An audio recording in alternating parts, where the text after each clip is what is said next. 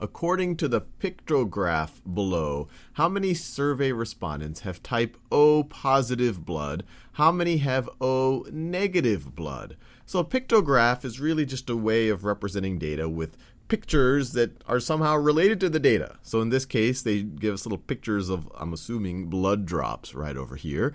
And then they tell us that each blood drop in this pictograph represents 8 people. So you can kind of view that as a scale of these graphs. Each of these say 8 people. So for example, if you say how many people have A positive, it would be 1, 2, 3, 4, 5, 6, 7 blood drops. But each of those blood drops represent 8 people. So it would be 56 people have type A positive. But let's answer the actual question that they're asking us. How many survey respondents have type O positive? O positive. So this is O, and then we care about O positive.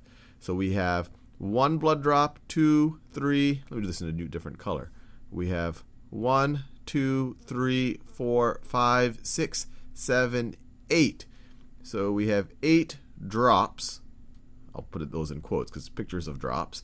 And then the scale is 8 people, let me write it this way, times 8 people per drop. 8 people per drop. And so 8 times 8, and actually even the drops, you can view them as canceling out if you view them as units. So drops. 8 times 8 is equal to 64 people.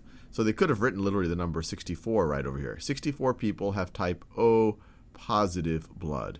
Now let's think about the O negative case. O negative blood. Well, this is O, and then within the blood group O, this is O negative, and we have 1 drops, 2 drops. So we have 2 drops times 8 people per drop.